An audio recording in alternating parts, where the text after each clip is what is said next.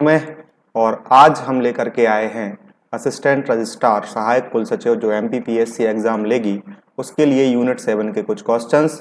तो पहला क्वेश्चंस आपकी स्क्रीन के ऊपर है, निम्नलिखित में से कौन सा कथन सत्य नहीं है ना। क्वेश्चन की लैंग्वेज को विशेष ध्यान देना है, सत्य नहीं है पूछा है। शिक्षण सिर्फ एक कला है, टीचिंग जो है वो एक आर्ट है ना। शिक्षकों को केवल प्रशिक्षित किया जा सकता है, शिक्षक सदैव पैदाइशी होते हैं, या उपरोक्त में से सभी सत्य नहीं है। तो आपको बताना है कि शिक्षण क्या केवल आर्ट है, आपने पढ़ लिया होगा अभी तक इस एग्जाम के लिए थोड़ा बहुत। शिक्षकों को केवल प्रशिक्षित किया जा सकता है, शिक्षक सदैव सदैव सदैव पैदाइशी होते हैं, और उपरोक्त में से कोई भी सत्य नहीं है। तो शिक्षक कभी भी सदैव पैदाइशी नहीं होते, ये तो आपको पता है। और शिक्षण जो है, टीचिंग जो है वह आर्ट के साथ साथ एक साइंस भी है ना। और बहुत कुछ इसमें आपको इन्वॉल्वमेंट देखने के लिए मिलेगा। ओके, तो आपको याद रखना है कि ये कोई भी सत्य नहीं है। टीचिंग से जुड़े हुए क्वेश्चंस आपकी बुद्धि विवेक पर निर्भर करते हैं, है ना। इसमें कुछ ज़्यादा रटने का जो सिस्टम है वो नहीं है। तो ये आपको याद रखना है कि आप जब टीचिंग प्रक्रिया से जुड़े रहे होंगे तो आपसे ऑटोमेटिक क्वेश्चंस बनेंगे। हाँ, कुछ सिद्धांत होते हैं जो आपको रटने पड़ेंगे या याद करने पड़ेंगे। कुछ जो हमारे साइंटिस्ट या जो बोलें कि जिन्होंने टीचिंग पर रिसर्च वगैरह की है, सिद्धांत दिए, उनके नाम याद रखने पड़ेंगे, है ना। शिक्षा पे उन्होंने लेक्चर्स दिए हैं, वो याद रखने पड़ेंगे। ठीक है, चलिए आगे बढ़ते हैं। आगे बढ़ने से पहले मैं आपको बता दूं कि आपको हमारी टेस्ट फॉर ऐप डाउनलोड करनी है, गूगल प्ले स्टोर पर अवेलेबल है। टेस्ट स्पेस फॉर सर्च करोगे आप, डायरेक्ट ऐप मिलेगी। लगभग असिस्टेंट रजिस्ट्रार में बहुत सारे स्टूडेंट्स 100 के करीब हमसे जुड़ चुके हैं। हालांकि छोटा एग्जाम है लेकिन फिर भी काफ़ी अच्छा रिस्पॉन्स आया है। तो आपको भी टेस्ट सीरीज ज्वाइन कर लेनी है, और हम यहाँ पर भी आपसे डिस्कस करते रहते हैं। हालांकि सारे क्वेश्चंस यहाँ पर डिस्कस करेंगे तो फिर जो टेस्ट सीरीज में एनरोल हैं उनके साथ न्याय नहीं होगा, इसलिए 250 रुपये की टेस्ट सीरीज ही अभी। और इसमें बहुत सारे जो हमारे कोर्सेस हैं वो भी टेस्ट फोर में आपको मिल जाएंगे। जैसे आपको पूरे सामान्य ज्ञान की प्रैक्टिस लगानी है तो वो भी आपको 51 रुपीज़ में मिल जाएगी। लगभग 25,000 क्वेश्चन इसमें आपको देखने के लिए मिलेंगे। सामान्य हिंदी में भी आपको ये 150 दिख रहा है, लेकिन आपको एक कूपन कोड मिलेगा ऐप पर ही, तो वो आपको 50 रुपये में मिल जाएगी। और ये 250 रुपये की जो है ये आपको 500 रुपये की थी, लेकिन 50% अभी इस पर ऑफ चल रहा है। इसके अलावा आपको इंग्लिश की टेस्ट सीरीज भी इस पर बहुत ही जल्द हम लेकर आने वाले हैं। एमपीपीएससी की टेस्ट सीरीज में पिछले साल हमारे पास लगभग 1000 स्टूडेंट एनरोल थे और काफ़ी उन्होंने सराहा था टेस्ट सीरीज के लिए। तो एमपीपीएससी जैसे नोटिफिकेशन आएगा हम उसकी टेस्ट सीरीज आपके बीच में बिल्कुल रेडी है, और फिर नोटिफिकेशन के बाद हम इसको आपके बीच में लेकर के आएंगे। तो आप ऐप डाउनलोड कर लीजिएगा, काफ़ी सारे फ्री वीडियोज इसमें आपको मिल जाएंगे जो कि आपको यूट्यूब पर अवेलेबल नहीं होंगे। ठीक है, चलिए मिलते हैं आगे। आपको ये टेबल मैच करनी है। एक जगह पे शिक्षण का स्तर दिया गया है और दूसरी टेबल में मुख्य प्रस्तावक दिया गया है। ठीक है, कि किसने क्या इसका सिद्धांत दिया है। तो जो मेमोरी लेवल की बात की है, जो ग्रहण शक्ति की बात की और जो विचारशील थिंकिंग की बात की है, वो इनमें से कौन कौन से इसके जो मुख्य प्रस्तावक हैं वो सही हैं। तो इस स्मृति स्तर, ग्रहण शक्ति, विचारशील, और उसके सामने दिए गए हैं हार्वर्ड, मॉरिसन और हंट। तो साथियों इसमें ज़्यादा समय मैं आपका वेस्ट नहीं करूंगा, इसका सीधा आंसर है फर्स्ट, स्मृति स्तर की बात जो है वो हर्बर्ट ने की है। ग्रहण शक्ति है ना, आत्मसात करने के लिए, ये शब्द आपको मिलेगा अगर आप कोई किताब पढ़ रहे हो तो, आत्मसात करने के लिए तो मॉरिसन ने इस पर फोकस किया है। और हंट विचारशील स्तर, थिंकिंग की बात करते हैं। तो ये जो शिक्षण स्तर के कुछ कंसेप्ट हैं वहां से क्वेश्चन आपको देखने के लिए मिलेगा। ठीक है, चलिए आगे चलते हैं। नेक्स्ट क्वेश्चन है कि निम्नलिखित में से शिक्षण में कौन सा मुख्य परिवर्तन आधुनिक समय में मुख्यतः देखने के लिए मिलता है। यह शिक्षार्थी केंद्रित होती जा रही है, यह प्रशिक्षु केंद्रित होती जा रही है, यह समूह केंद्रित होती जा रही है, या फिर उपरोक्त में से कोई नहीं। तो मेन फोकस साथियों शिक्षा का, आज के समय में शिक्षण का आपके स्टूडेंट ही है ना। शिक्षार्थी को ध्यान में रखते हुए नई नई टेक्निक्स, नए नए सिद्धांत दिए जा रहे हैं कि ओवरऑल जो डेवलपमेंट करना है वो स्टूडेंट का ही करना है। तो इसका आंसर जाएगा यह शिक्षार्थी केंद्रित होती जा रही है। नेक्स्ट क्वेश्चन है, पाठ्यक्रम का जो सिलेबस है उसका शब्द का अर्थ क्या है। एक शिक्षण संस्था के द्वारा अध्ययन के विषय की पेशकश की आपको क्या पढ़ना है। शैक्षणिक संस्थानों के द्वारा निर्धारित लक्ष्यों को प्राप्त करने हेतु सीखने और अन्य अनुभवों का आयोजन करना। विभिन्न विषयों में निर्धारित पाठ्यक्रम, व्यवहारिक पाठ्यक्रम, परियोजना, शोध प्रबंध। शिक्षा के स्तर को अर्हता प्राप्त करने के लिए सिद्धांत और व्यवहारिक पाठ्यक्रम को पूरा करना। तो मुझे लगता है कि आप बी और डी में कंफ्यूज हो सकते हैं, सेकंड ऑप्शन और फोर्थ में। लेकिन जो है शैक्षणिक संस्थान क्या करते हैं, लक्ष्यों को प्राप्त करने के लिए आप एक लेवल तय करते हैं अपने स्टूडेंट्स का कि इस लेवल तक हमें पहुंचाने के लिए एक लक्ष्य निर्धारण कर लिया अपन ने, और उसको सिखाने के लिए कई प्रकार के अनुभव लेकर के आने के लिए एक टेक्निक विकसित करते हो, वो सिलेबस में भी होती है और उसको एक्सपेरिमेंट करके भी आप उसको डिलीवर करते हो। तो इसका आंसर साथियों बी होगा। ठीक है, तो ये सिलेबस एक प्रकार से क्या है, बच्चों को लेवल बाई लेवल ऊपर चढ़ा करके उनका डेवलप करने के पर्पज से विकसित किया गया शब्द है। ठीक है, संज्ञानात्मक ज्ञान क्षेत्र, कॉग्निटिव जो नॉलेज एरिया आपका वर्गीकरण है, वो किसके द्वारा प्रस्तुत किया गया था? ब्लूम के द्वारा किया गया था, स्किनर के द्वारा किया गया था, करतवल के द्वारा किया गया था या फिर सिम्पसन के द्वारा किया गया था? तो साथियों आपने पढ़ा होगा, अगर आप कोई भी केबीएस मैदान पढ़ रहे हैं, चाहे किसी भी पब्लिकेशन की बुक पढ़ रहे हैं, तो उसमें आपको मिलेगा कि ये बेंजामिन एस ब्लूम ने इसका कंसेप्ट दिया था, और 2 पेज में आपको ये देखने के लिए मिलेगा आपको किताब में। नेक्स्ट क्वेश्चन है कि जो टीचिंग के मैगजिम्स हैं, अध्यापन के जो सिद्धांत हैं, वो कौन कौन से हैं? तो मनोवैज्ञानिक से तार्किक की ओर ले जाना है, विश्लेषण से संश्लेषण की ओर ले जाना है, मूर्त से अमूर्त की ओर ले जाना है, और प्रकृति का पालन करना है ना? तो ये अध्यापन के सिद्धांत जो हैं ये आपको देखने के लिए मिलेंगे। उपरोक्त सभी बहुत सारे आपको ये जो टीचिंग के सिद्धांत हैं, मैगजिम्स हैं, वो देखने के लिए मिलेंगे। तो ये चीज़ें जो हैं आपको याद रखनी है, कई सारे जो ऐसे क्वेश्चंस हैं वो बन सकते हैं। नेक्स्ट क्वेश्चन है, यह किसने कहा है कि शिक्षा मानव निर्माण है, जो चरित्र निर्मित करती है, मन की शक्ति बढ़ाती है, ज्ञान का विस्तार करती है, और जिसके द्वारा आदमी अपने पैरों पर खड़े हो सकते हैं? स्वामी विवेकानंद जी ने कहा है, रविंद्रनाथ टैगोर जी ने कहा है, दयानंद सरस्वती जी ने कहा है, या फिर उपरोक्त में से किसी ने ये शब्द नहीं कहे हैं? तो साथियों स्वामी विवेकानंद जी का ये वक्तव्य रहा है कि शिक्षा मानव निर्माण है, चरित्र का निर्माण करती है, मन की शक्ति बढ़ाती है, ज्ञान का विस्तार करती है, और आदमी को, व्यक्तियों को अपने पैरों पर खड़े होने के लिए प्रोत्साहित करती है ना? चलिए, तो इसका आंसर है स्वामी विवेकानंद। सारे क्वेश्चंस मैं यहाँ पे नहीं कराऊंगा, सारे क्वेश्चंस अगर आप अटेम्प्ट करना चाहते हो पूरी सिस्टमेटिक हमारी टेस्ट सीरीज ऐप पर है, तो आप डाउनलोड उसके लिए कर सकते हो, और फिर वहाँ पर आप परचेज करके अपनी तैयारी को नए आयाम दे सकते हो। एक शिक्षक शिक्षण प्रक्रिया को अधिक प्रभावी बना सकता है यदि वह विषयों का विशेषज्ञ हो, विषय को पढ़ाने में काफ़ी अनुभवी हो, शिक्षार्थियों के पूर्व ज्ञान को ध्यान में रखे, विभिन्न प्रकार की शिक्षण सामग्री का उपयोग करे, है ना? कई बार क्या होता है कि विषय विशेषज्ञ होना आवश्यक नहीं होता है। क्या होता है कि अगर आप विषय में एक्सपर्ट हो लेकिन आपको डिलीवर करना नहीं आ रहा है, तो आपसे बच्चे संतुष्ट नहीं हो सकते। आपके पास अनुभव भी बहुत है लेकिन आप ये समझ नहीं पा रहे हो कि क्लास की नीड क्या है ना? विभिन्न प्रकार की शिक्षण सामग्री का उपयोग कर सकते हो। अब आपके पास प्रोजेक्टर भी है, मान के चलो, आपके पास वेब पोर्टल्स भी हैं, लेकिन आपके पास नॉलेज नहीं है, आपके पास अनुभव भी नहीं है ना? आपको पता ही नहीं है कि हमें बच्चे को कहाँ से पढ़ाना है, क्या पढ़ाना है, तो आप क्या करोगे? अगर आपको ये पता है कि आपके बच्चे को एमपीपीएससी में इतना पता है कि शोध आएगा और शिक्षण आएगा, है ना? तो अब उसके लिए इतना ज्ञान होना आवश्यक है, तभी आप उसकी टेस्ट प्रैक्टिस करा सकते हो। अगर इसको शोध और रिसर्च ही पता नहीं है, उस पर आप मेहनत करोगे, तो फिर वो तो दिक्कत हो जाएगी, है ना? तो कम से कम टीचर जो होता है उसको शिक्षार्थी के पूर्व ज्ञान को ध्यान में रखना आवश्यक होता है, उसके बाद वो डिलीवर करना शुरू कर सकता है ना? तो क्योंकि उसको पता रहेगा, एक लेवल पता रहेगा कि मुझे अपने बच्चों के कौन सा ज्ञान है और किस स्तर से हमें शुरुआत करनी है। ओके, तो इसका आंसर मेरे हिसाब से सी जाना चाहिए। उच्च शिक्षा में अध्यापन का सबसे वांछित परिणाम कौन सा है?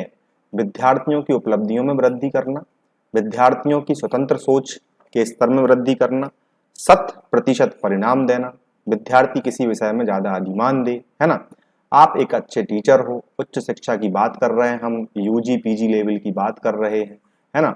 बच्चे उपलब्धियां हासिल करते जा रहे हैं, चलो ठीक है, कई सारी चैंपियनशिप जीत गई हैं, कई सारे अवार्ड्स जीत गए, कई सारे उन्होंने भाषण प्रतियोगिताएं जीत के रखी हुई हैं, लेकिन उसका उपयोग अगर आपके जीवन में नहीं है ना, और वो एक ह्यूमन जो बीइंग है उसको बनने में नाकाम हो रहा है, तो आपकी फिर उपलब्धियों में वृद्धि कोई काम की नहीं है। आपने देखा होगा कि कई सारे लोगों के पास कई सारे अवार्ड्स होते हैं, लेकिन वो उनकी जो जीवन स्तर है उसको आप नहीं सुधार पाते हो। 100% परिणाम देकर के भी कुछ नहीं होता है। कई सारे बच्चे 100 में से 100 लेकर के आते हैं, लेकिन फिर वो कई सारे कठिनाइयों में घिर जाते हैं। किसी किसी विषय में क्या होता है कि एक्सपर्ट हो जाते हैं। कोई बच्चा क्या होता है कि कभी कभार सोशल साइंस में फेल हो जाता है, लेकिन मैथ्स में वो 100 में से 90 लेकर के आ रहा है।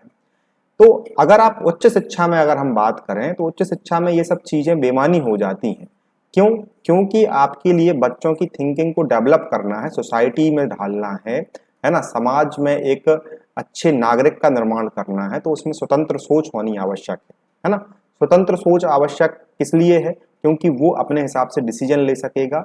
और स्वतंत्र सोच का मतलब ये नहीं है कि मनमाने डिसीजन ले सकेगा, मतलब भी सोच विचार करके वो अपनी जो मानसिकता है उसको डेवलप करके वो कुछ आगे अचीव कर सकेगा। तो इसका आंसर है साथियों, विद्यार्थियों की स्वतंत्र सोच के स्तर में वृद्धि करना है। नेक्स्ट क्वेश्चन है, अनुभवी शिक्षकों को एक विषय पर विस्तृत योजना तैयार करने की आवश्यकता नहीं होती, है ना। ये आप अगर थोड़े बहुत टीचिंग एक्सपर्ट हैं या फिर आप इसको रिलेट कर पा रहे हो तो इसका आंसर दे सकते हो अपने मन से भी। अनुभवी शिक्षकों को एक विषय पर विस्तृत योजना तैयार करने की आवश्यकता नहीं होती है, क्योंकि वे इसकी सहायता के बिना ही अधिक प्रभावी ढंग से सिखा सकते हैं। ठीक है, उनको योजना तैयार करने की आवश्यकता नहीं, उनके पास नॉलेज बहुत है, तो वो कुछ भी आपको प्रभावी ढंग से सिखा सकते हैं। कक्षा में सिर्फ कुछ ही जिज्ञासु छात्र होते हैं, तो वो उनसे अगर क्वेश्चंस करेंगे फिर भी वो उसका आंसर दे सकेंगे, ऐसी कुछ स्थिति बन सकती है। शिक्षकों को छात्रों से इस प्रकार की चुनौतियों की संभावना कम ही रहती है कि भाई बच्चे को नॉलेज ही नहीं है, टीचर जो है वो हाईली क्वालिफाइड है, तो वो अपने आप को समझ रहा है कि बच्चों को मतलब ही नहीं है मुझसे या मेरे पढ़ाने से, तो वो मुझसे क्वेश्चन ही नहीं करेंगे, है ना। जैसे वे अनुभव से विशेषता प्राप्त कर लेते हैं तो वे इसका संक्षिप्त प्रारूप तैयार कर लेते हैं। ये बिल्कुल मुझे लगता है रिलेट कर रहा है। आप ये नहीं बोल सकते कि ये विस्तृत योजना अगर कोई शिक्षा के लिए ही तैयार करनी है ना, छात्रों के लिए ही तैयार करनी, छात्रों को तो करनी है, एक शिक्षक का मतलब ही है ना। अब बिना अधिक प्रभावी ढंग से सिखा सकते हैं, लेकिन एक कार्य योजना आपके पास रहेगी। जैसे कि अगर हम कॉलेज में अगर आप देख रहे होंगे कि जो प्रोफेसर्स हैं वो पढ़ाते हैं, उनके पास विशेषज्ञता भी होती है ना। और जब वो अगर अच्छे से पढ़ाने की कोशिश करते हैं तो वो अपने शॉर्ट नोट्स बना करके लाते हैं, है ना। क्यों बना पाते हैं वो शॉर्ट नोट्स? क्योंकि उनके पास विशेषज्ञता, उनको पता है कुछ, कई चीजें उनको पता है, कई चीजें वो अपने ढंग से तैयार करके लाते हैं ताकि वो अच्छे से डिलीवर कर सके। ठीक है, तो विस्तृत योजना तैयार करने के पीछे भी एक शॉर्ट क्या होना चाहिए, प्रारूप होना चाहिए, एक ड्राफ्ट होना चाहिए, जिससे वो बच्चों के लिए या फिर किसी भी प्रोजेक्ट के लिए आपकी हेल्प कर सके। तो इसका आंसर जाएगा साथियों डी, 15वां का जो है डी है। नेक्स्ट क्वेश्चन के पहले मैं आपको बता दूं कि असिस्टेंट रजिस्ट्रार की टेस्ट सीरीज टेस्ट पर है। इस पे 50 क्वेश्चन तो फर्स्ट पार्ट के डल ही चुके हैं, है ना। बाकी जो पार्ट बी के हैं इसमें और भी बढ़ जाएंगे, मैं इसको 70 है, लगभग 80 इसमें टेस्ट हो सकते हैं। तो ये आप डाउनलोड कर सकते हैं, ओनली 250 रुपीज़ की है ये। इसको आपको अगर आप क्या बोलते हैं परचेज करेंगे तो आपको लगेगा कि आपकी तैयारी जो है वो टॉपिक वाइज टॉपिक करने में आपको मदद मिल रही है। इसके अलावा सामान्य हिंदी जो है उसको आप परचेज कर सकते हो ओनली 50 रुपीज़ में, है ना। उसका एक कोड मिलेगा आपके लिए, वो आपको ऐप पर ही मिलेगा। तो पटवारी व्यापम के लिए बहुत महत्वपूर्ण है, और जो मैंने अपनी एक टॉपिक अनुसार की किताब निकाली थी उससे ये क्वेश्चंस, उसके बहुत सारे क्वेश्चंस या उसके जो फैक्ट हैं वो भी मैंने इस टेस्ट सीरीज में आपको दिए हुए। ठीक है, चलिए बढ़ते हैं आगे। नेक्स्ट क्वेश्चन है कि निम्नलिखित में से किस महापुरुष द्वारा एकीकृत शिक्षा की अवधारणा को प्रतिपादित किया गया था? श्री अरविंदो ने की थी, स्वामी दयानंद ने की थी, महात्मा गांधी जी ने की थी, या फिर स्वामी विवेकानंद जी ने की थी? तो श्री अरविंदो जी जो हैं उन्होंने एकीकृत शिक्षा की अवधारणा का प्रतिपादन किया था, ये आपको याद रखना है। ओके, ये क्या होती है, क्यों होती है, ये आप किताब से पढ़ सकते हो। एक शिक्षक का मूल कर्तव्य है क्या है? छात्रों का बौद्धिक स्तर बढ़ाना है, छात्रों का भौतिक स्तर बढ़ाना है, छात्रों के बहुमुखी विकास में सहायता करना है, छात्रों में मूल्य प्रणाली को आत्मसात करवाना है, मतलब वैल्यू को समझने, बहुमुखी विकास करें, चारों जो दिशाएं हैं उनमें सोच सकें, मतलब मल्टीपल थिंकिंग कर सकें, भौतिक स्तर में अच्छा भाई बन ठन के आ सकें, है ना, बौद्धिक स्तर में इंटेलिजेंट बन सकें। ए भी हो सकता है, आप बी सी में भी कंफ्यूज हो सकते हैं और डी में भी हो सकते हैं। बहुमुखी विकास में आपको सब कुछ देखने के लिए मिलेगा, उसकी आप इंटेलिजेंस भी बढ़ा सकते हो, उसमें आप वैल्यूज भी डेवलप कर सकते हो, उसमें आप मोटिवेशन भी डाल सकते हो, है ना, उसमें आप जो मोरल वैल्यूज हैं उनके बारे में बात कर सकते हो। तो ओवरऑल जो है आप बहुमुखी अगर विकास में सहायता कर रहे हो तो इसका सही आंसर जाएगा कि शिक्षक का मूल कर्तव्य क्या है, क्या है, बहुमुखी विकास में सहायता करना है। ओके, चलिए अगला क्वेश्चन है, क्रियात्मक पाठ्यचर्या के अभिविकल्प में रुचि रखने वाले पाठ्यचर्या निर्माता को किसकी समझ की आवश्यकता होती है? क्रियात्मक पाठ्यचर्या है ना, तो जो आपकी शिक्षा दर्शन है उसकी आवश्यकता है समझ की, शिक्षकीय प्रक्रियाएं क्या होती हैं, टीचिंग प्रोसेस क्या होती हैं, मनोवैज्ञानिक सिद्धांत क्या होते हैं। अगर आप पाठ्यचर्या निर्माता हो तो आपके लिए किसकी समझ आवश्यकता है? तो मुझे लगता है इसका सही आंसर है उपरोक्त डी। आपको जो एजुकेशन की फिलॉसफी है उसको पता होना चाहिए कि किस स्तर पर हमें काम करना है, शिक्षक क्या क्या यूज़ करेंगे, शिक्षक कैसे पढ़ाएंगे, उसके बारे में नॉलेज होना चाहिए। एक जो है साइकोलॉजिकल सिद्धांत होना चाहिए, है ना, कि किस पर हमें चर्चा करनी है, किस विषय पे हमें कैसे पढ़ाना है। तो मुझे लगता है कि इसका सही आंसर है डी, और सही आंसर इसका डी ही है साथियों।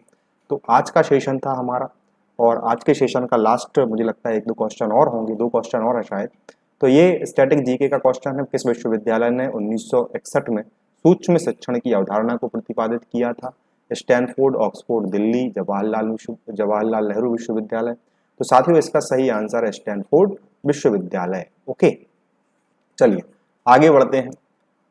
CAI का फुल फॉर्म क्या है? ठीक है, CAI का फुल फॉर्म संक्षिप्त नाम क्या है? Computer analyst instruction, computer assisted instruction, computer assisted intelligence, उपरोक्त में से कोई नहीं। तो हमारे लिए जो टीचिंग टूल्स हैं, है ना, आपको याद रखना है कंप्यूटर असिस्टेड इंस्ट्रक्शन इसका सही आंसर होगा। चलिए अगला क्वेश्चन है, लास्ट क्वेश्चन है आज का।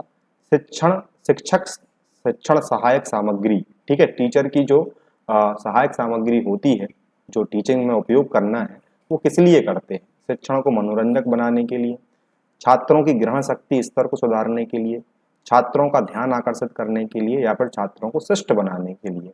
तो अगर आप टूल्स का यूज कर रहे हो तो आप ये समझने की कोशिश, ये आप करने की कोशिश करते हो कि जो छात्र है वो बहुत ज़्यादा आपसे सीखे। मतलब कि अगर मान के चलो मैं हिस्ट्री का वीडियो कुछ पढ़ा रहा हूँ, तो हिस्ट्री का वीडियो में अगर मैं बात कर रहा हूँ आपसे कि भाई अंग्रेजों से युद्ध की बात चल रही है, कि सिराजुद्दौला लड़ रहे हैं, तो मैं पीछे हो सकता है कि बैकग्राउंड डालने की कोशिश करूं कि एक साइड से अंग्रेज आ रहे हैं और एक साइड से नवाब की सेना आ रही है ना। तो आपको लगेगा कि हाँ सर ने कुछ पढ़ाया था, वीडियो टाइप से चल रहा था, तो उस टाइम पे युद्ध चल रहा था। तो आपको सीखने में क्या रहेगा, सीखने में आपको परेशानी नहीं जाएगी, आप आसानी से सीख सकेंगे। ठीक है, तो ग्रहण शक्ति बढ़ाने के लिए जो है शिक्षण सहायक सामग्री का उपयोग किया जाता है ताकि बच्चे कम से कम समय में अधिक से अधिक चीजों को सीख सकें। ठीक है, चलिए एक बार फिर से टेस्ट सीरीज के बारे में बता दूं, ये आपके लिए अवेलेबल है टेस्टपुर पर, तो इसको आपको जल्द से जल्द डाउनलोड करना है और दोनों ही टेस्ट सीरीज परचेज करनी है, क्योंकि आगामी आने वाले समय में बहुत सारी वैकेंसीज आनी है और आती जा रही हैं, तो आपको तैयारी में बहुत सारी मदद उससे मिल जाएगी। मिलते हैं साथियों अगले लेक्चर में, तब तक के लिए जय हिंद, जय भारत, धन्यवाद।